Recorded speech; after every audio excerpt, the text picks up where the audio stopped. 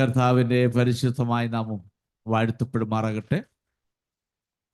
ദൈവജന പഠനത്തിനായി ഈ സൂം പ്ലാറ്റ്ഫോമിൽ വന്നിരിക്കുന്ന കർത്താവിന് വിലപ്പെട്ട ദാസന്മാർ, മാതാപിതാക്കൾ, സഹോദരന്മാർ, നിങ്ങളെ എല്ലാവരെയും യേശുക്രിസ്തുവിന്റെ നാമത്തിൽ ഹൃദയാംഗമായി ഈ സൂം പ്ലാറ്റ്ഫോമിൽ നടത്തപ്പെടുന്ന വചന ക്ലാസ്സിലേക്ക് ക്ഷണിക്കുകയും നിങ്ങൾക്കെല്ലാവർക്കും ഞങ്ങളുടെ പുതുവത്സരാശംസകൾ അറിയിച്ചു കൊള്ളുകയും ചെയ്യും.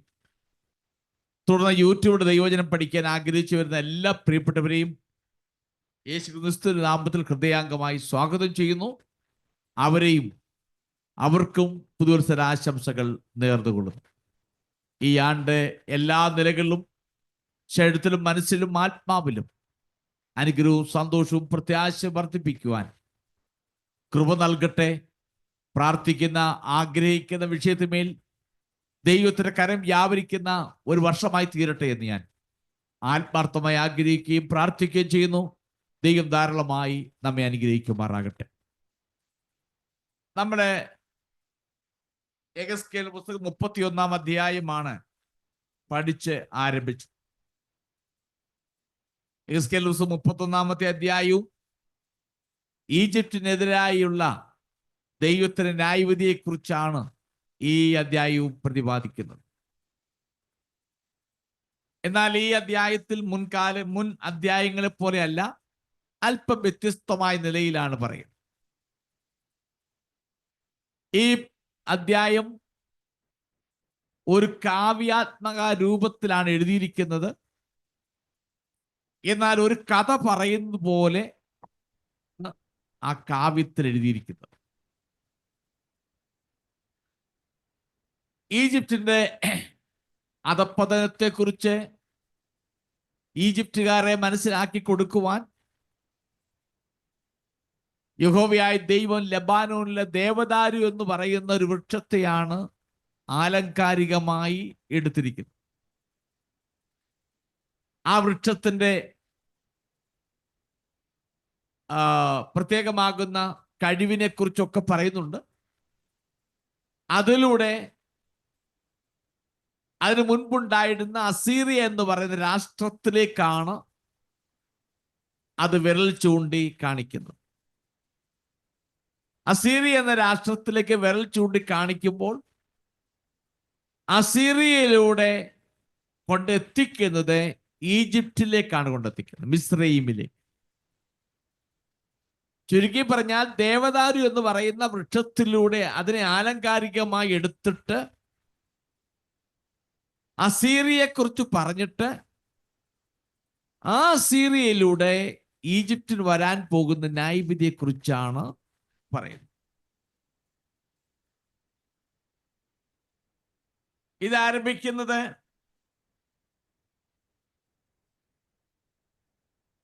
ഒരു ചോദ്യത്തോടു കൂടിയാണ് ആരംഭിക്കുന്നത്. നിന്റെ മഹത്വത്തിൽ നീ ആരെ പോലെയാണ് എന്നൊരു ചോദിച്ചോണ്ട് എഴുന്നേൽക്കും ഈ അധ്യായം ആരംഭിക്കുന്നത്. എന്ന് പറഞ്ഞാൽ നിന്റെ പ്രതാപത്തിൽ നീ ഉയർന്നു നിൽക്കുകയാണ്. ഇത് ഈജിപ്തിനോട് ചോദിക്കുന്ന ചോദ്യമാണ്. നിന്റെ പ്രതാപത്തോടെ, നിന്റെ മഹത്വത്തോടെ, നിന്റെ പ്രൗഢിയോടെ, അഭിമാനത്തോടെ നീ തല ഉയർത്തി നിൽക്കുമ്പോൾ നീ ആർക്ക് തുല്യനാണ്, ആരെ പോലെയാണ് എന്ന് യഹോവയായ ദൈവം യെഹെസ്കേലിനോട് ചോദിക്കുന്നു. അതിന്റെ ഉത്തരം ഈജിപ്തുകാർ പറയാതെ യഹോവയായ ദൈവം തന്നെ അതിന്റെ ഉത്തരം താഴോട്ട് പോകുന്തോറും അത് പറയും. ഇവിടെ ചോദ്യം ചോദിക്കാൻ കാരണം, നിങ്ങളോട് താരതമ്യപ്പെടുത്തുവാൻ കഴിയുന്ന ഒരു രാജകുമാരനോ രാജ്യമോ ഇല്ല എന്നൊരു ചിന്താഗതിയാണ് ഈജിപ്തിനുള്ളത്. ഞങ്ങളാണ് ഏറ്റവും ടോപ്പ്, ഞങ്ങളുടെ ഫറവോൻ രാജാക്കന്മാർക്ക് തുല്യമായി മറ്റൊരു രാജാവില്ല, ഞങ്ങളുടെ ഈജിപ്തിന് തുല്യമായ മറ്റൊരു രാഷ്ട്രവുമില്ല. അത് മനസ്സിലാക്കേണ്ട യഹോവയെ ദൈവം ചോദിക്കുന്നത്, നിങ്ങൾക്ക് തുല്യൻ ആ മഹത്വത്തിൽ നീ ആരെ പോലെയാണ്. അവർ തനിയെ ഉയർന്നിൽക്കുന്നു, അവർക്ക് തുല്യമായിട്ട് ആരുമില്ല എന്നൊരു മട്ടിലാണ് ചിന്ത. എക്സ്കേൽ പ്രവാചകനിലൂടെ ഫറവോനോടും ഈജിപ്തിനോട് ചോദിക്കുന്ന ചോദ്യമാണ്. അവസാനം അത് അസീറിയയിലേക്ക് കൊണ്ടെത്തിക്കുന്നു. അസീറിയ ഇതുപോലെ പ്രൗഢിയോട് ഉയർന്നു നിന്നു. അതൊരു സുപ്രഭാതത്തിൽ അത് ക്ഷീണിച്ചു പോയി. അസീറിയ ഒരു കാലഘട്ടത്തിൽ പ്രൗഢിയുള്ള ഒരു വലിയ സാമ്രാജ്യമായിരുന്നു. അസീറിയാണ് ഈജിപ്തിന്റെ ഇസ്രായേൽ എന്ന് പറയുന്ന രാഷ്ട്രത്തെ പൂർണ്ണമായും പിടിച്ചെടുത്ത് നശിപ്പിച്ചത് BC 722 വടക്കേ രാജ്യമാകുന്ന ഇസ്രായേലിനെ നശിപ്പിച്ചത് അസീറിയക്കാരാണ്. അസീറിയക്കാർ വന്നിട്ടാണ് വടക്കേ രാജ്യമാകുന്ന ഇസ്രായേലിനെ പിടിക്കുന്നതും അതിനെ മേൽ ഉപരോധം ഏർപ്പെടുത്തുന്നതും അതിന് തലസ്ഥാനമാകുന്ന ശമരിയ പിടിച്ചെടുത്തിട്ട് അത് നശിപ്പിക്കുന്നു. അവിടെയുള്ള യഹൂദന്മാരെ അസീറിയയിലേക്കും, അസീറിയ ഇതുപോലെ ഏതെല്ലാം രാജ്യങ്ങളെ കീഴ്പ്പെടുത്തിയിട്ടുണ്ടോ ആ രാജ്യങ്ങളിലേക്കും യഹൂദന്മാരെ കയറ്റിക്കൊണ്ടു പോകുന്നു. അവിടങ്ങളിലുള്ളവരെ തിരിച്ച് ഇവിടേക്ക് കൊണ്ട് ഇറക്കുമതി ചെയ്യുന്നു. അങ്ങനെയാണ് ശമരിയ എന്ന് പറയുന്ന ഒരു മിക്സഡ് ഗ്രൂപ്പ് ഉണ്ടാകാനുള്ള കാരണം അതാണ്. അപ്പൊ ആ നിലയിൽ അന്ന് ആക്രമിച്ച് കീഴടക്കിയത് അസീറിയാണ്. സിറിയ ഒരു വലിയ ശക്തി, ഒരു സാമ്രാജ്യമായി. അതിനെയാണ് ലെബാനോനിലെ ദേവദാരു എന്ന് പറയുന്ന വൃക്ഷത്തോട് സാമ്യപ്പെടുത്തി പറഞ്ഞിരിക്കുന്നത്. എന്നാൽ നമ്മൾ പഠിച്ചു കഴിഞ്ഞു, അസീറിയക്കൊന്നും ചെയ്യുവാൻ കഴിവില്ലാതെ ബാബിലോൺ സാമ്രാജ്യം, അടുത്തൊരു സാമ്രാജ്യം എഴുന്നേറ്റ് വന്നു. ഒരു സാമ്രാജ്യം പോയപ്പോൾ അടുത്തൊരു സാമ്രാജ്യം എഴുന്നേറ്റ് വന്നു, ബാബിലോൺ സാമ്രാജ്യം. ആ ബാബിലോൺ സാമ്രാജ്യം അസീറിയക്കാരെ തോൽപ്പിക്കുകയും അവരെ കീഴ്പ്പെടുത്തുകയും ചെയ്തു എന്ന് നമുക്ക് വചനത്തിലും ചരിത്രവും നമ്മെ പഠിപ്പിക്കും. നാം കഴിഞ്ഞ ആഴ്ച ഓർപ്പിച്ചതുപോലെ യഹോവയായ ദൈവം ഫറവോന്റെ ഭുജത്തെ ഒടിക്കുമ്പോൾ നെബൂഖദ്നേസർ ഭുജത്തെ ബലപ്പെടുത്തുന്നു. ഒരുത്തനെ താഴ്ത്തുന്നു, മറ്റവനെ ഉയർത്തിക്കൊണ്ടുവരുന്നു.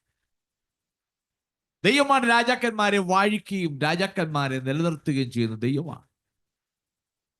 അവരെ ഇറക്കുന്ന ദൈവമാണ്, മറ്റൊരുത്തനെ കൊണ്ടുവരുന്ന ദൈവമാണ്. ഈ ലോകം ദുഷ്ടന്റെ അധീനതയിലാണെങ്കിലും സാത്താന്റെ അധീനതയിലാണെങ്കിലും രാജ്യത്തെ ഭരിക്കുവാൻ രാജാക്കന്മാരെയും ഭരണചക്രവർത്തിമാരെയും ഭരണാധികാരികളെയും നിയമിച്ചാക്കുന്നത് ദൈവമാണ്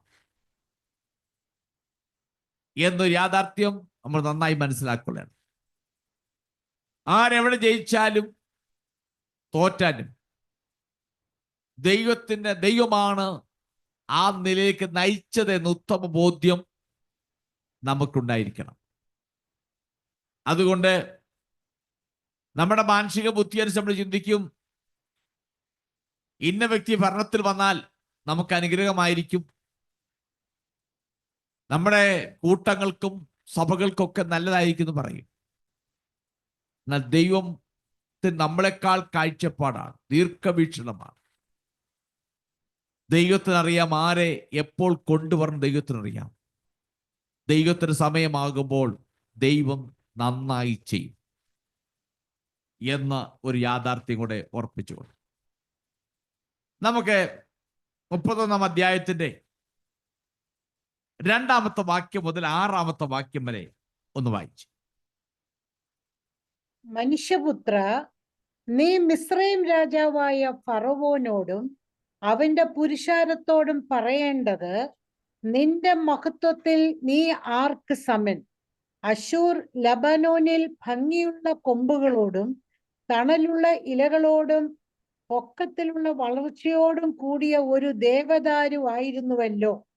അതിന്റെ തുഞ്ചം മേഘങ്ങളോളം എത്തിയിരിക്കുന്നു. വെള്ളം അതിനെ വളർത്തി, ആഴി അതിനെ ഉയരുമാറാക്കി. അതിന്റെ നദികൾ തോട്ടത്തെ ചുറ്റി ഒഴുകി. അത് തന്റെ ഒഴുക്കുകളെ വയലിലെ സകല വൃക്ഷങ്ങളുടെയും അടുക്കലേക്ക് അയച്ചു കൊടുത്തു. അതുകൊണ്ട് അത് വളർന്നു വയലിലെ സകല വൃക്ഷങ്ങളെക്കാളും പൊങ്ങി. അത് വെള്ളത്തിന്റെ പെരുപ്പം കൊണ്ട് പടർന്ന് തന്റെ കൊമ്പുകളെ പെരുക്കി ചില്ലികളെ നീട്ടി. അതിന്റെ ചില്ലികളിൽ ആകാശത്തിലെ പറവകളൊക്കെയും കൂടുണ്ടാക്കി. അതിന്റെ കൊമ്പുകളുടെ കീഴെ കാട്ട് മൃഗത്തിനൊക്കെയും പെറ്റുകിടന്നു. അതിന്റെ തണലിൽ വലിയ ജാതികളൊക്കെയും പാർത്തു. നമ്മൾ ഈ ഭാഗം ശ്രദ്ധിച്ചു നോക്കുമ്പോൾ ലബാനോനിലെ ദേവദാരുവിനെ കുറിച്ച് വിശദീകരിക്കുന്ന ഭാഗം. ഒന്ന്, തണലിൽ മനോഹരമാകുന്ന ശാഖകൾ അതിനുണ്ട്. വളരെ ഉയരത്തിൽ അത് ഉയർന്നു നിൽക്കും എന്ന് പറയാൻ, കൊമ്പ് മറ്റുള്ള വൃക്ഷങ്ങളുടെ കൊമ്പുകൾക്കിടയിലൂടെ ഇവൻ ഇതിന്റെ വളർച്ച ടോപ്പിൽ പോയി നിൽക്കുകയാണ്. മറ്റുള്ളതൊരു തണലായിട്ട് ഇങ്ങനെ പടർന്നു നിൽക്കുകയും കൂടെയാണ്. ഇതിന്റെ വേരുകൾ വെള്ളത്തിലേക്ക് പോയിട്ട് ആവശ്യത്തിന് വെള്ളം വലിച്ചെടുത്ത് ആ നിലയിൽ വളർന്നുകൊണ്ടിരിക്കുന്നു. മറ്റു മരങ്ങൾക്കൊരു തണലായി മാറിയിരിക്കുന്നു. പല മൃഗങ്ങളും ഇതിന്റെ കീഴിൽ വന്നിട്ട് പെറ്റുകിടക്കുന്നു. ഏതെല്ലാം മരങ്ങളെക്കാൾ വലുതാണ്. ഇതിന് പല ശാഖകളുണ്ട്. ഇതെല്ലാം ലെബാനോനിലെ ദേവദാരുവിനെ കുറിച്ച് പറയുമ്പോൾ ഇതൊരു രാഷ്ട്രത്തോട് സാമ്യപ്പെടുത്തിയാണ് പറയുന്നത്. ഞാൻ കഴിഞ്ഞ ആഴ്ച ഓർപ്പിച്ചു, വേദപുസ്തകത്തിൽ പല ഭാഗത്തും വൃക്ഷത്തെ രാഷ്ട്രങ്ങളോട് സാമ്യപ്പെടുത്തി പറയുന്നു. ഇവിടെ നമ്മൾ കണ്ടു കഴിഞ്ഞു, ഇവിടെ തണലിന് മനോഹരമാകുന്ന ശാഖകൾ, വളരെ ഉയരം എന്നൊക്കെ പറയുമ്പോൾ അസീരിയ സാമ്രാജ്യത്തിന്റെ വളർച്ചയെ കുറിച്ചാണ് പറയുന്നത്. അസീരിയ സാമ്രാജ്യത്തിന്റെ വളർച്ചയെക്കുറിച്ച് പറയുമ്പോൾ തന്നെ ഇത് വിരൽ ചൂണ്ടിക്കാണിക്കുന്ന ഈജിപ്ഷ്യൻ സാമ്രാജ്യത്തിലേക്കാണ്. നിങ്ങൾ ഒരേ സമയം മൂന്ന് കാര്യങ്ങളാണ്. ഒന്നിവിടെ പറയുമ്പോൾ ദേവദാരു എന്ന് പറയുന്ന വൃക്ഷത്തെ കുറിച്ച് പറയുമ്പോൾ തന്നെ അതിൽ വിരൽ ചൂണ്ടുന്നത് അസീറിയയെ കുറിച്ചാണ്. അസീറിയയെ കുറിച്ച് പറയുമ്പോൾ തന്നെ അതിന്റെ മറുവശം അത് കൂടുതൽ പരാമർശിക്കുന്നത് ഈജിപ്തിനെ കുറിച്ചാണ്. അതുകൊണ്ട് ഇതിൽ ഓരോ ഭാഗവും പഠിക്കുമ്പോൾ ആ ഒരു ചിന്ത മനസ്സിനകത്ത് എപ്പോഴും മൂന്ന് കാര്യങ്ങൾ. ഒന്ന്, ദേവദാരു നേരെ കാണിക്കുന്നത് അസീറിയയെ കുറിച്ചാണ്. അസീറിയയിലൂടെ ഈജിപ്തിനെ പരാമർശിക്കും. അപ്പൊ അതിന് മനോഹരമാകുന്ന ശാഖ, അതിന്റെ വളർച്ച, അതെല്ലാ നിലകളും വളർന്ന് പന്തലിച്ചു നിൽക്കും എന്നാണ് ആ ഭാഗത്ത് മനസ്സിലാക്കുന്നത്. ഇനി വളരെ ഉയരമുണ്ട്. ആ കാലഘട്ടത്തിൽ ഏറ്റവും വലിയ സാമ്രാജ്യ ശക്തിയായിരുന്ന അസീറിയക്കാർ. അതുപോലെ തന്നെ ഈജിപ്തും ഒരു വലിയ സാമ്രാജ്യ ശക്തിയായിരുന്നു. നമുക്കറിയാം, അബ്രഹാമിന്റെ മക്കളാകുന്ന യാക്കോബിന്റെ മക്കളെ അടിമകളായി 430 വർഷം അവിടെ സേവിപ്പിച്ചു. അവരെ കഠിനവേല ചെയ്യിപ്പിച്ചു. ആ കാലഘട്ടത്തിൽ പ്രവാസികളായി പാർപ്പിച്ചു. ആ കാലഘട്ടത്തിലെ വലിയ ശക്തമേറിയ സാമ്രാജ്യമായിരുന്നു അസീറിയ, സാമ്രാജ്യമായിരുന്നു ഈജിപ്റ്റ്. അതാണ് ഉയർന്നു നിൽക്കുന്നത് കൊമ്പുകൾക്കിടയിലൂടെ എന്നാണ് എനിക്ക് തോന്നുന്നു ന്യൂ KJV ഇംഗ്ലീഷ് ട്രാൻസ്ലേഷനിൽ കൊടുത്തിരിക്കുന്നത്. അങ്ങനെയാണ്, കൊമ്പുകൾക്കിടയിലൂടെ. മറ്റുള്ള രാഷ്ട്രങ്ങൾക്കിടയിൽ അസീറിയ ഉയർന്നു നിൽക്കുക, മറ്റുള്ള രാഷ്ട്രങ്ങൾക്കിടയിൽ ഈജിപ്റ്റ് തല ഉയർത്തി നിൽക്കുക. അതാണ് ഭാഗം അർത്ഥമാക്കുന്നത്. ഇനി നമുക്ക് അതിന്റെ 4-ാമത്തെ വാക്യം ഒന്ന് വായിച്ചു. വെള്ളം അതിനെ വളർത്തി ആഴി അതിനെ ഉയരുമാറാക്കി. അതിന്റെ നദികൾ തോട്ടത്തെ ചുറ്റി ഒഴുകി. അത് തന്റെ ഒഴുക്കുകളെ വയലിലെ സകല വൃക്ഷങ്ങളുടെയും അടുക്കലേക്ക് അയച്ചു കൊടുത്തു. ഇവിടെ വായിക്കുന്നത് വെള്ളം അതിനെ വളരുമാറാക്കി. മറ്റൊരു ഭാഗത്ത് നമ്മൾ കണ്ടത്, മുമ്പുള്ള വാക്യത്തിൽ കണ്ടത്, നല്ല വെള്ളത്തിലേക്ക് ആഴത്തിലുള്ള വേരുകൾ. വൃക്ഷത്തെ സംബന്ധിച്ച് വൃക്ഷത്തിന് വെള്ളം ആവശ്യത്തിന് വേണം. അപ്പോൾ ലെബാനോനിലെ ദേവദാരുവിന് ആവശ്യത്തിന് വെള്ളം കിട്ടത്തക്ക വേരുകൾ വെള്ളത്തിലേക്ക് വിട്ട്, ആഴിയിലേക്ക് വിട്ട് വെള്ളം വലിച്ചെടുത്ത് ഇങ്ങനെ ഉയർന്നു നിൽക്കുകയാണ്. അങ്ങനെയെങ്കിൽ ഇത് സാമ്രാജ്യത്തോടുള്ള ബന്ധത്തില പറയുന്നത്.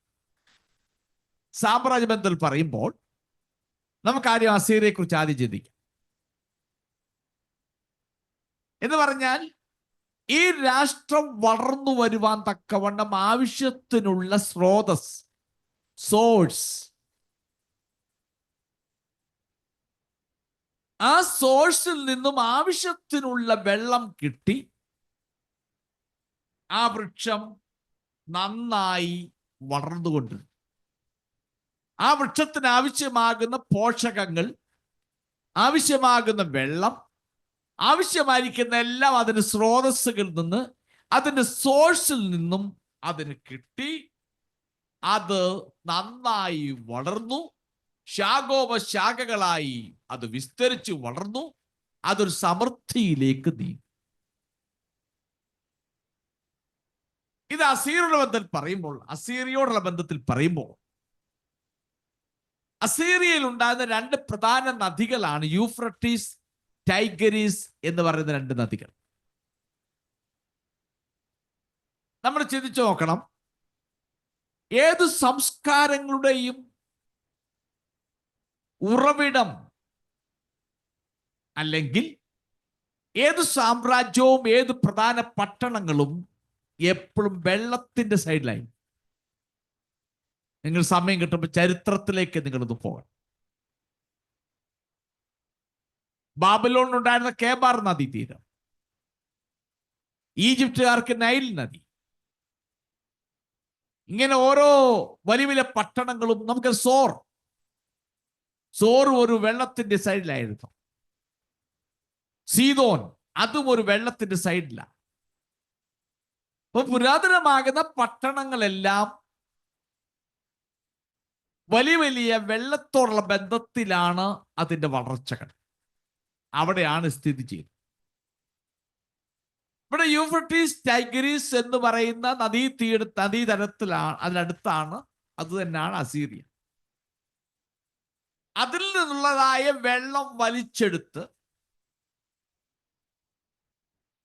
ആ സ്രോതസ്സുകളിൽ നിന്നും കിട്ടുന്ന പോഷകാഹാരങ്ങളും മറ്റും കൊണ്ട് അസീറിയ ശക്തമേറിയ ഒരു സാമ്രാജ്യമായി അത് മാറ്റപ്പെട്ടു.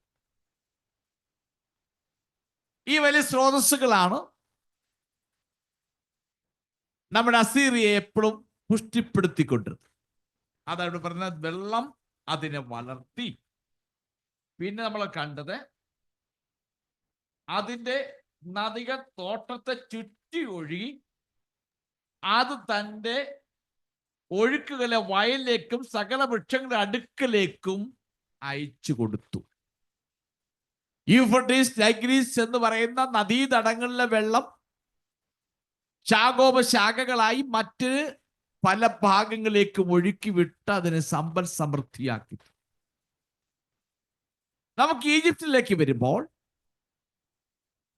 ഈജിപ്തിന്റെയും വളർച്ചയുടെ പ്രധാന സോഴ്സ് സ്രോതസ് എന്ന് പറയുന്ന നൈൽ നദിയാണ്. മറ്റൊന്ന് റെഡ് സീ, ചെങ്കടൽ. അപ്പോൾ ഈ നൈൽ നദിയിലെ വെള്ളം ശാഖോപശാഖകളായി കൊച്ചു കനാൽ വഴി ഈജിപ്തിന്റെ പല ഭാഗങ്ങളിലേക്കും അത് കൊണ്ടുപോകുന്നു. ആവശ്യത്തിന് വെള്ളം അത് വലിച്ചെടുക്കുന്നു. ആ സ്രോതസ് വഴിയാണ് ഈജിപ്റ്റ് സമൃദ്ധിയിലേക്ക് നയിക്കപ്പെട്ടത്. നമുക്കറിയാമല്ലോ, നൈൽ നദിയുടെ ദാനം, ഈജിപ്റ്റ് നൈൽ നദിയുടെ ദാനം എന്നാണ് നമ്മൾ പഠിച്ചിട്ടുള്ളത്. അങ്ങനെയാണല്ലോ ചരിത്രങ്ങൾ പഠിപ്പിക്കുന്നത്. അപ്പൊ ഈജിപ്റ്റ് വളരാൻ കാരണം നൈൽ നദിയാണ്, അതിൻ്റെ പ്രവർത്തനങ്ങളിലൂടെയാണ്. അതിനവർ ശാഖോപശാഖകളായി വിരമിച്ചു. അതിലൂടെ ആവശ്യത്തിന് വെള്ളം വലിച്ചെടുക്കുന്നു. അത് കൊണ്ടെത്തിക്കേണ്ട സ്ഥാനങ്ങളിൽ കൊണ്ടെത്തിച്ച് ഈജിപ്റ്റ് ലോകരാഷ്ട്രങ്ങളിടയിൽ ഒരു വലിയ സാമ്രാജ്യമായി മാറ്റപ്പെട്ടു. അതാണ് 4-ാം വാക്യത്തിലെ ഭാഗം കൊണ്ട് നമ്മെ മനസ്സിലാക്കുന്നത്. അപ്പൊ മഹത്തായ ദേവദാരു എന്ന് പറയുന്നത് അസീറിയയും ഈജിപ്തിനെയും അവ കാണിക്കുന്ന ആലങ്കാരികമായി ഉപയോഗിച്ചിരിക്കുന്നത്.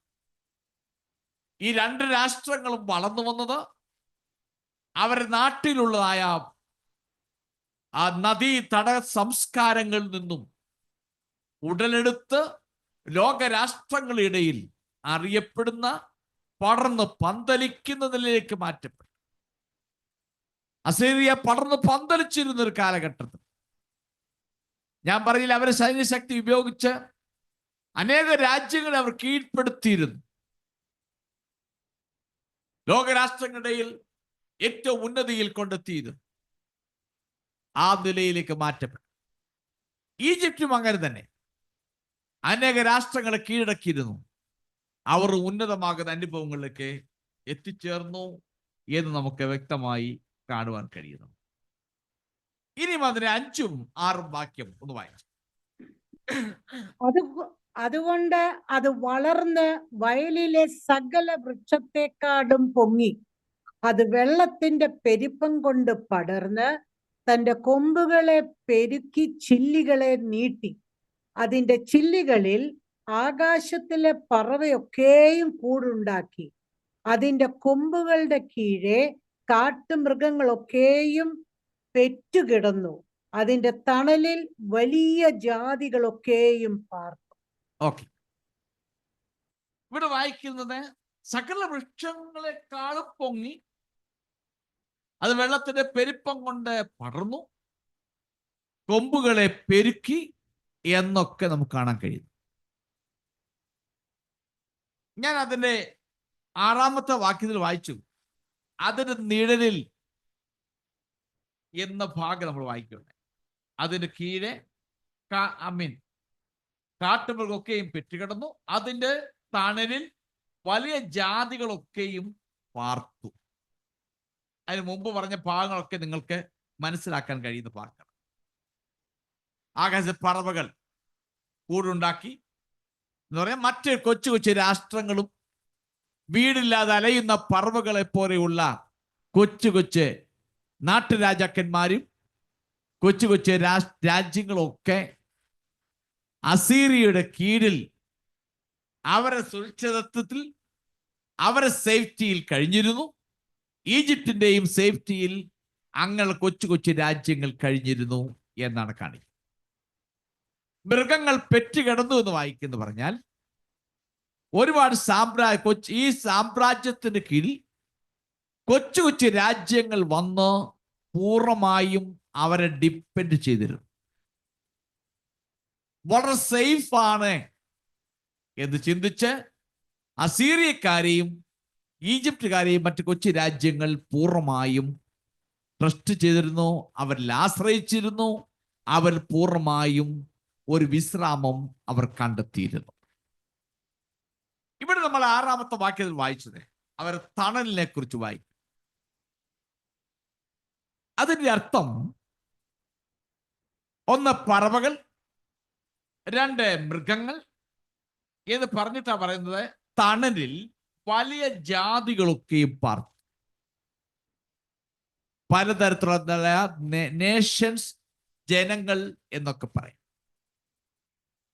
അപ്പോൾ അതിന്റെ നിഴലിൽ, അസീറിയയുടെ നിഴലിൽ അഥവാ ഈജിപ്തിന്റെ നിഴലിൽ അനേക മഹത്തുക്കളാകുന്ന ജനതകളും അനേക കൊച്ചു രാജ്യങ്ങളും നാട്ടുരാജാക്കന്മാരും തങ്ങളുടെ വാസസ്ഥലമാക്കി മാറ്റി ഒരു സേഫ്റ്റിക്ക് വേണ്ടി വന്ന് താമസിക്കുന്ന സ്ഥലമാക്കി മാറ്റി അസീറിയയും ഈജിപ്തും.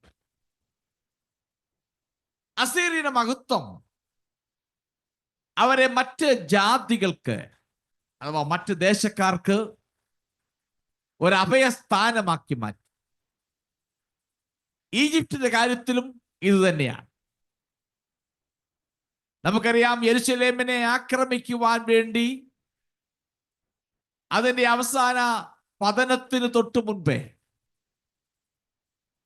അതിനെ ആക്രമിക്കാൻ നെബൂഖദ്നേസർ സൈന്യമായി വന്നപ്പോൾ ഈജിപ്തിലെ ഭരണാധികാരി അഫ്രയുടെ നേതൃത്വത്തിലാണ് യുദ്ധത്തിന് വേണ്ടി എതിരിടുകയും ഇസ്രായേലിനെ ആ സമയത്ത് രക്ഷിക്കുകയും നെബൂഖദ്നേസർ മടങ്ങിപ്പോവുകയും ചെയ്തു. പിന്നീടാണ് വരുന്നത്. അപ്പോൾ അങ്ങനെയുള്ള രാജ്യങ്ങളൊക്കെ തങ്ങളുടെ വിശ്രാമ സ്ഥലമായി, തങ്ങളുടെ അഭയകേന്ദ്രമായി, അഭയസ്ഥാനമായി ഈജിപ്തിനെയും അസീറിയയും കണ്ടിരുന്നു എന്ന് നമുക്ക് കാണാൻ സാധിക്കും. തങ്ങൾക്ക് സംരക്ഷണം നൽകുമെന്നൊരു പ്രതീക്ഷ യഹൂദയെ പോലെയുള്ള രാജ്യങ്ങൾ, യെരുശലേം, എത്യോപ്യ, ലിബിയ തുടങ്ങിയ കൊച്ചു കൊച്ചു രാജ്യങ്ങൾക്ക് എപ്പോഴും ഒരു പ്രതീക്ഷയുണ്ടായിരുന്നു. നെബൂഖദ്നേസർ അസീറിയയെ പൂർണ്ണമായും പരാജയപ്പെടുത്തി, നശിപ്പിച്ചു. അത് ഉയരമുള്ള ഒരു മരം വെട്ടി മാറ്റുന്നത് പോലെയാണ് ഇവിടെ അസീറിയക്കാർ നേരെ ബാബിലോൺകാർ പ്രവർത്തിച്ചത്. എന്ന് പറഞ്ഞാൽ ആ ഉയർന്നു നിൽക്കുന്ന ദേവദാരുവിനെ വെട്ടിമാറ്റുന്ന വെട്ടുകാരനെ ആവശ്യമാണ്.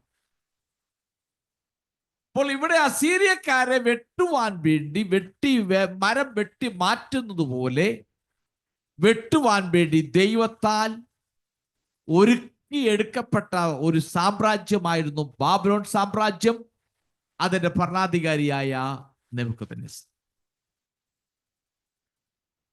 അത് ഉയരമുള്ള മരം വെട്ടി മാറ്റുന്നത് പോലെയാണ് അസീറിയെ നെബൂഖദ്നേസർ രാജാവ് വെട്ടിമാറ്റുന്നത് എന്ന് നമുക്ക് മനസ്സിലാക്കാൻ കഴിയുന്നു. നമുക്കിനി അതിന്റെ 7-ാമത്തെ വാക്യം ഒന്ന് വായിച്ചു. ഇങ്ങനെ അതിന്റെ വേർ വളരെ വെള്ളത്തിനരികെ ആയിരുന്നത് കൊണ്ട് അത് വലുതായി കൊമ്പുകളെ നീട്ടി ശോഭിച്ചിരിക്കുന്നു. ഓക്കെ, അതിന് വെള്ളത്തിന്റെ അരികെ അതിന് വാസസ്ഥലമാകിയാൽ അതിന് ശാഖകളൊക്കെ മനോഹരമായി നീളമായി നല്ല പറന്ന് പന്തലിച്ചിരിക്കുകയാണ്. ഞാൻ ഓർപ്പിച്ചതുപോലെ ഇവർക്കുള്ള സ്രോതസ് നിമിത്തം അത്രമാത്രം നല്ല സോഴ്സസ് ആയിരുന്നു. അതുകൊണ്ട് ഈ രാഷ്ട്രങ്ങൾ അതിൻ്റെ പ്രതാപത്തിലും മഹത്വത്തിലും, മറ്റൊന്ന് ശാഖകളുടെ ആ നീളത്തിൽ അതിങ്ങനെ നീണ്ടു നിവർന്ന് കിടക്കുന്നത് കൊണ്ടും ഈ രാജ്യങ്ങൾ വളരെ മനോഹരമായിരുന്നു. നമ്മുടെ ചരിത്രത്തിൽ നമ്മുടെ ഈജിപ്ഷ്യൻ സംസ്കാരത്തെ കുറിച്ച് പഠിച്ചിട്ടുണ്ട്, ഈജിപ്ഷ്യൻ സിവിലൈസേഷൻ. ആ കാലഘട്ടത്തിൽ ഉണ്ടായിരുന്ന റോഡുകളെ കുറിച്ചും ഡ്രെയിനേജ് വാട്ടർ ഒഴുകുന്ന അതിനെക്കുറിച്ചൊക്കെ പറയുന്നുണ്ട്. അപ്പൊ ആ കാലഘട്ടത്തിലെ ഉള്ള അതിന്റെ പുരോഗമന ഡെവലപ്മെന്റ്സ് വലിയൊരു സംസ്കാരമായിരുന്നു അത്. അസീറിയയും അതുപോലെ തന്നെ. ഇപ്പൊ അസീറിയ അതൊരു ശക്തിക്ക് മാത്രമല്ല, അത് സൗന്ദര്യത്തിലും മറ്റു രാജ്യങ്ങളുടെയുള്ള അതിന് സ്വാധീന ശക്തിക്കും വിശാലമാകുന്ന നിലയിൽ അത് പേരുകേട്ടതാണ്.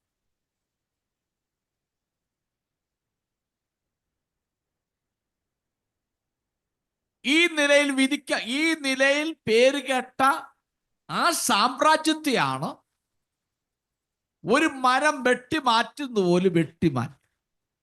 അങ്ങനെയെങ്കിൽ ഈജിപ്തും ഇതുപോലെ ഉയർന്നു നിൽക്കുന്ന മനോഹാരമുള്ള പ്രതാപമുള്ള മഹത്വപൂർണമായിരിക്കുന്ന ആ രാജ്യത്തോടും ഉള്ള ന്യായവിധിയും ഇതുപോലെ നയിക്കപ്പെടുമെന്നോ വ്യക്തമായി ഈ ഭാഗത്തൂടെ രേഖപ്പെടുത്തുക. നമുക്ക് 8-ാമത്തെ വാക്യം. ദൈവത്തിന്റെ തോട്ടത്തിലെ ദേവദാരുക്കൾക്ക് അതിനെ മറപ്പാൻ കഴിഞ്ഞില്ല. സരളവൃക്ഷങ്ങൾ അതിന്റെ കൊമ്പുകളോട് തുല്യമായിരുന്നില്ല. അരിഞ്ഞിൽ വൃക്ഷങ്ങൾ അതിന്റെ ചില്ലികളോട് ഒത്തിരുന്നില്ല. ദൈവത്തിന്റെ തോട്ടത്തിലെ ഒരു വൃക്ഷവും ഭംഗിയിൽ അതിനോട് സമമായിരുന്നില്ല. നോക്കണം, ദൈവത്തിന്റെ തോട്ടത്തെ കുറിച്ച് 2 വട്ടം എടുത്തു പറയുന്നു. ദൈവത്തിന്റെ തോട്ടത്തെ വൃക്ഷങ്ങൾക്ക് അതിനെ മറപ്പാൻ കഴിഞ്ഞില്ല. ദൈവത്തിന്റെ തോട്ട വൃക്ഷങ്ങൾക്ക് അതിനോടൊപ്പം അത്രയും ഭംഗിയില്ലായിരുന്നു. മറ്റു ചില വൃക്ഷങ്ങളെ എടുത്തിട്ട് പറയുന്നുണ്ട് അതിന് അവയോളം വളരുവാൻ കഴിഞ്ഞിട്ടില്ല എന്ന് പറഞ്ഞാൽ ദൈവത്തിന്റെ തോട്ടത്തിലെ വൃക്ഷങ്ങളെക്കാൾ ഉന്നതമാകുന്ന നിലയിൽ മനോഹര വൃക്ഷമായി നിലനിന്നതാണ് ദേവദാരു വൃക്ഷം. ദൈവത്തിന്റെ തോട്ടത്തിലെ ദേവദാരുവല്ല, ലബാനോണിലെ ദേവദാരു. ദേവദാരു ശർവവൃക്ഷം പോലുള്ള മറ്റ് വൃക്ഷങ്ങളെ പോലെ ആണ് ഈ വൃക്ഷം വളർന്നു. പക്ഷെങ്കിൽ ഈ വൃക്ഷം അതിനേക്കാളൊക്കെ ഉയർന്നു. ഇതുപോലെ അസീറിയ, ഈജിപ്റ്റ് തുടങ്ങിയ ഈ രാജ്യങ്ങൾ മറ്റ് രാജ്യങ്ങളെ പോലെയല്ല. ദൈവം ലോകത്തിലെ മറ്റ് ജനതകളെ, ജാതികളെ ആണ് അത് പ്രതികരിക്കുന്ന. ആ ദേവദാരു, സരളവൃക്ഷം, മറ്റ് വൃക്ഷങ്ങളുമൊക്കെ ഇവിടെ പ്രതിപാദിക്കുന്നത് ലോകത്തിലെ മറ്റ് ജാതികളെ കുറിച്ചാണ്, മറ്റ് കൊച്ചു കൊച്ചു രാജ്യങ്ങളെ കുറിച്ചാണ്. അവർക്കാർക്കും അസീറിയോട് സാമ്യപ്പെടുത്തുവാൻ കഴിയാത്ത നിലയിലാണ് അസീറിയ ഉയർന്നു നിൽക്കുന്നത്. അതുപോലെ തന്നെ ഈജിപ്റ്റ്. എങ്കിലും ഇത് ദൈവത്തിന്റെ പ്രവൃത്തിയുടെ മുൻപിൽ അസീറിയക്കോ പിടിച്ചു നിൽപ്പാൻ കഴിഞ്ഞിട്ടില്ല. യഹോവ ദൈവം അരുളി ചെയ്യുന്നു, ഞാൻ അതിനെ മനോഹരമാക്കി എന്നാണ് 9-ാമത്തെ വാക്യത്തിൽ വായിക്കും. 9-ാമത്തെ വാക്യം. കൊമ്പുകളുടെ പെരുപ്പം കൊണ്ട് ഞാൻ അതിന് ഭംഗി വരുത്തിയതിനാൽ ദൈവത്തിന്റെ തോട്ടമായ ഏദനിലെ സകല വൃക്ഷങ്ങളും അതിനോട് അസൂയപ്പെട്ടു. അവിടെ വായിക്കുന്നത് കൊമ്പുകളുടെ പെരുപ്പം, മൾട്ടിറ്റ്യൂഡ് ഓഫ് ബ്രാഞ്ചസ്. ഈ വാക്കിന്റെ അർത്ഥം അരാമിക് ഭാഷയിലേക്ക് പോവുകയാണെങ്കിൽ അവിടെ ഉപയോഗിച്ചിരിക്കുന്ന വാക്കിന്റെ റൂട്ട് വേർഡ് എന്ന് പറഞ്ഞാൽ നിങ്ങൾക്ക് മനസ്സിലാകുന്നു വിശ്വസിക്കുന്നു. അതിന്റെ ഒറിജിനൽ, നമ്മളീ പറയുന്ന മലയാളമായാലും കൊള്ളാം, ഏത് ഭാഷയായാലും കൊള്ളാം, ആ ഭാഷയ്ക്കൊരു തായ്, അതിനൊരു ഒറിജിനൽ വേർഡ് ഉണ്ട്. നമ്മുടെ മലയാളമൊക്കെ വന്നിരിക്കുന്ന സാൻസ്ക്രിറ്റിന്റെ അതിൽ നിന്നും ഉത്ഭവിച്ച് വന്നതാകിയാൽ പല വാക്കുകളും അതിൻ്റെ ഒറിജിനൽ സാൻസ്ക്രിറ്റാണ്. ഇംഗ്ലീഷും എല്ലാം അങ്ങനെ തന്നെയാണ്. അതാണ് റൂട്ട് വേർഡ് എന്ന് പറഞ്ഞാൽ ആ ഭാഷയുടെ ഒറിജിൻ, അതിൻ്റെ ആരംഭം, ഉത്ഭവം. അതിൻ്റെ ഒറിജിൻ വേർഡിന്റെ അർത്ഥം സമൃദ്ധി എന്നാണ്. സമൃദ്ധി. ഇവിടെ പെരുപ്പം എന്ന് പറയുമ്പോൾ അതിന്റെ ഒറിജിനൽ വേർഡിന്റെ മീനിങ് സമൃദ്ധി എന്ന്. എബ്രായ ഭാഷയിലേക്കുള്ള തർജിമയിൽ ഉപയോഗിച്ചിരിക്കുന്ന പദത്തിന്റെ റൂട്ട് വേർഡിന്റെ അർത്ഥം ഡിലൈറ്റ്ഫുൾ ഓർ ആനന്ദം നൽകുന്നു എന്നാണ് പറയുന്നത്. ഇനി നമ്മള് ഉൽപ്പത്തി പുസ്തകത്തിലേക്ക് പോവുകയാണെങ്കിൽ നമ്മൾ ഓടി ആ വാക്യങ്ങളിൽ കണ്ടു, 8-ാമത്തെ വാക്യത്തിൽ കണ്ടു 2 പ്രാവശ്യം ദൈവത്തിന്റെ തോട്ടമാകുന്ന ഏതിനെ കുറിച്ച് പരാമർശിച്ച് പറയുന്നുണ്ട്. എന്നാൽ ഈ ഭാഗത്ത് പറയുന്നുണ്ട്, അതിന്റെ സിസ്റ്റർ ഒന്നുകൂടെ വായിച്ച 9-ാമത്തെ കൊമ്പുകളുടെ പെരുപ്പം കൊണ്ട് ഞാൻ അതിന് ഭംഗി വരുത്തിയതിനാൽ ദൈവത്തിന്റെ തോട്ടമായ ഏദനിലെ സകല വൃക്ഷങ്ങളും അതിനോട് അസൂയപ്പെട്ടു. അത്രമാത്രമുള്ള ഫലപുഷ്ടമാകുന്ന ഒരു അനുഭവമാണ്. നമുക്കറിയാം, നമ്മൾ ഉൽപ്പത്തി പുസ്തകം പഠിച്ചു നോക്കുമ്പോൾ അതിന്റെ സൃഷ്ടി വിവരണത്തെക്കുറിച്ച് പറഞ്ഞു വരുമ്പോൾ ഏതെല്ലാം ഒരു നദി പൊട്ടി പുറപ്പെട്ടു. അതിന് 4 ശാഖകൾ ഉണ്ടായിരുന്നു. അത് ഇന്നിന വിധത്തിൽ ഒഴുകുന്നു. അത് പോയ സ്ഥാനങ്ങളൊക്കെ നമുക്ക് വായിക്കുന്ന, അത് പൊന്നു വിളയുന്നു, അത് വിളയുന്നു ഒക്കെ പറയുന്നു. അപ്പൊ ഉൽപ്പത്തിയിൽ ആ സൃഷ്ടി വിവരണത്തിൽ പറയുമ്പോൾ അവിടെ പുറപ്പെടുന്ന നദിയും നദിയിലെ വെള്ളം നിമിത്തം ആ ചുറ്റുപാടുമുള്ള രാഷ്ട്രങ്ങൾ, രാജ്യങ്ങൾ, സ്ഥലങ്ങൾ അനുഗ്രഹിക്കപ്പെട്ട് ഫലപുഷ്ടമായി തീരുന്നു എന്ന് പറഞ്ഞതിന് ശേഷം പിന്നീട് നമുക്ക് ഈ ഭാഗത്താണ് ഫലപുഷ്ടമായി തീർന്നു എന്ന് നമുക്ക് കാണാൻ കഴിയുന്നു. അപ്പൊ ആ സ്ഥലത്തിന്റെ രൂപകമാണ് നനഞ്ഞതും ഫലപുഷ്ടമാകുന്ന സ്ഥലത്തിന്റെ രൂപകം. അസീറിയക്ക് സംഭവിച്ചത് മറ്റു ജാതികൾക്ക് ഒരു മുന്നറിയിപ്പായി നൽകുകയാണ്. എന്ന് പറഞ്ഞാൽ ദൈവം അഹങ്കാരികളെയും ദൈവം അഭിമാനികളെയും വെറുക്കുന്നു. അവസാനം ലോകത്തിലെ എല്ലാ മഹത്വമായ രാജ്യവും രാജാക്കന്മാരും ഈ നിലയിൽ അഹങ്കരിച്ചു നിൽക്കുന്നവരെയും ദൈവം നശിപ്പിക്കുമെന്നോ അസീറിയയ്ക്ക് കാണിക്കുന്ന ഈ പരാമർശത്തിലൂടെ നമുക്ക് മനസ്സിലാക്കാൻ കഴിയുന്നുണ്ട്. ദാനിയേൽ പുസ്തകം 4-ാമത്തെ വാക്യം വായിച്ചു. ദാനിയേൽ 4:4. നെബൂഖദ്നേസർ എന്ന ഞാൻ എന്റെ അരമനയിൽ സ്വൈര്യമായും എന്റെ രാജധാനിയിൽ സുഖമായും വസിച്ചിരിക്കുമ്പോൾ ഒരു സ്വപ്നം കണ്ടു. അത് നിമിത്തം ഭയപ്പെട്ട് കിടക്കയിൽ വെച്ച് എനിക്കുണ്ടായ നിരൂപണങ്ങളാലും ദർശനങ്ങളാലും വ്യാകുലപ്പെട്ടു. അതിന് 14-ാമത്തെ വാക്യങ്ങൾ വായിച്ചു. അവൻ ഉച്ചത്തിൽ വിളിച്ചു പറഞ്ഞത് വൃക്ഷം വെട്ടിയിട്ട് അതിന്റെ കൊമ്പ് മുറിച്ച് ഇല കുടഞ്ഞ് കായ് ചിതറിച്ച് കളവീൻ. അതിന്റെ കീഴിൽ നിന്ന് മൃഗങ്ങളും കൊമ്പുകളിൽ നിന്ന് പക്ഷികളും പൊയ്ക്കൊള്ളട്ടെ. ഇത് നെബൂഖദ്നേസർ കണ്ട ഒരു സ്വപ്നമാണ് വൃക്ഷത്തെക്കുറിച്ച്. ഇത് നെബൂഖദ്നേസർ സാമ്രാജ്യത്തെക്കുറിച്ചും നെബൂഖദ്നേസറെ കുറിച്ചുള്ള സ്വപ്നമാണ്. നെബൂഖദ്നേസർ ശക്തമായ നിലയിൽ ദൈവത്താൽ മറ്റ് രാജ്യങ്ങളെ ന്യായം വിധിക്കാൻ വേണ്ടി ദൈവം ഉപയോഗിച്ചതാണ്. ഇസ്രായേലിനെയും സോർ, സീദോൻ, അസീറിയ, ഈജിപ്റ്റ് തുടങ്ങിയ രാഷ്ട്രങ്ങളെ നശിപ്പിക്കുവാൻ ദൈവം ഉപയോഗിച്ച ഒരു രാഷ്ട്രമാണ് ബാബിലോൺ. അത് ഭരണാധികാരിയാണ് നെബൂഖദ്നേസർ.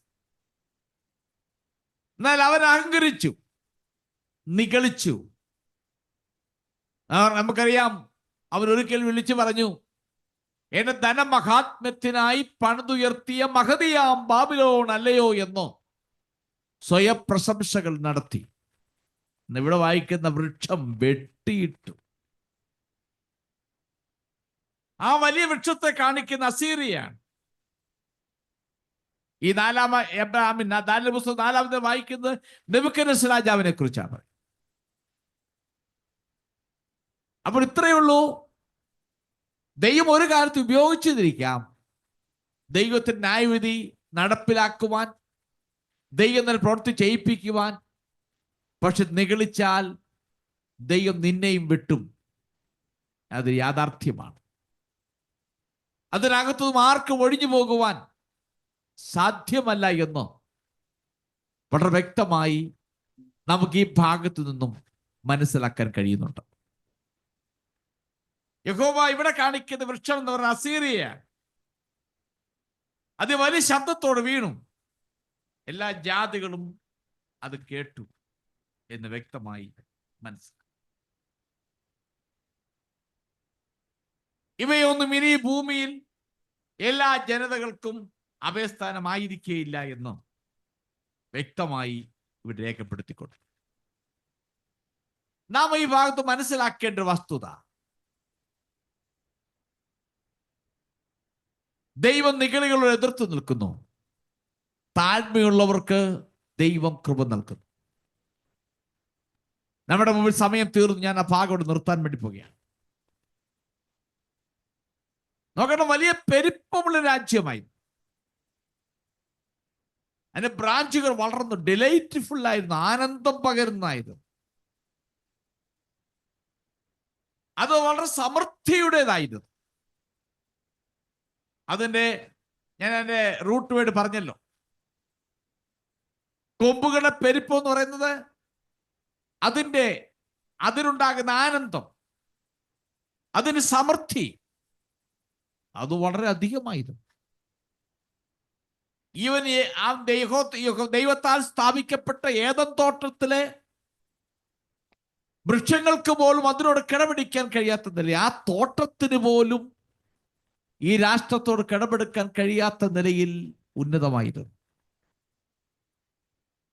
ദൈവം നിഗളിച്ചത് കൊണ്ട്, അഹങ്കരിച്ചത് കൊണ്ട്, എനിക്ക് തുല്യമായിട്ട് ലോകത്തിൽ ആരുമില്ല, ഞാൻ ശ്രേഷ്ഠനാണ്, ഞാൻ ശക്തനാണ് എന്നൊക്കെ പറഞ്ഞതിന്റെ ഫലമായി ദൈവം അസീറിയക്കാരെ ഒതുക്കേണ്ടതുപോലെ ഒതുക്കി താഴെയിട്ടു.